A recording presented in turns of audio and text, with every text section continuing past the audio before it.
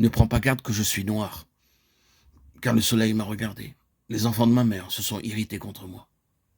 Ils m'ont mis à garder des vignes. Ma vigne à moi, je ne l'ai point gardée.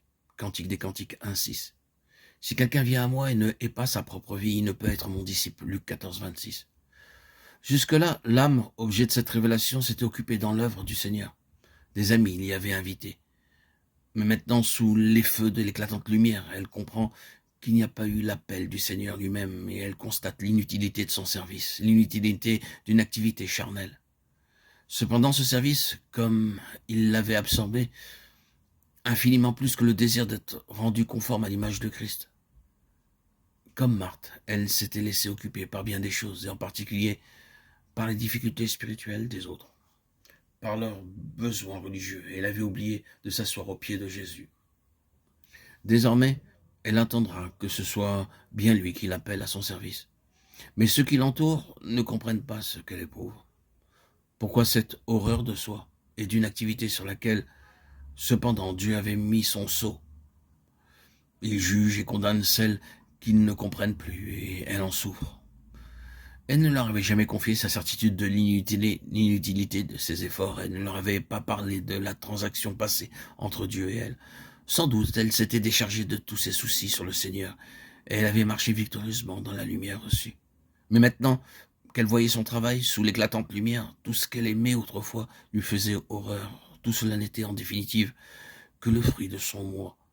Un moi abhorré, un moi hideux, un moi consacré. Ne prenez pas garde, crie-t-elle, car le soleil m'a regardé. Brûlé. Dieu est un soleil, un feu consumant. Son éclatante sainteté m'a brûlé, aveuglé. Malheur à moi, je suis perdu, car j'ai vu le roi. Ésaïe 6,5. L'âme a un sentiment si vif de ce qu'elle est en elle-même, qui lui semble avoir été comme mise à nu aux yeux de tous, aussi bien qu'au regard de Dieu. Aussi, les louanges, les appréciations favorables, toutes ces choses qu'aime la chair, sont pour elle une vraie souffrance. Tout désir d'être considéré, honoré, est à jamais banni de son cœur. Ce qu'elle demande, c'est un plus profond abaissement pour que le Seigneur seul soit discerné et glorifié.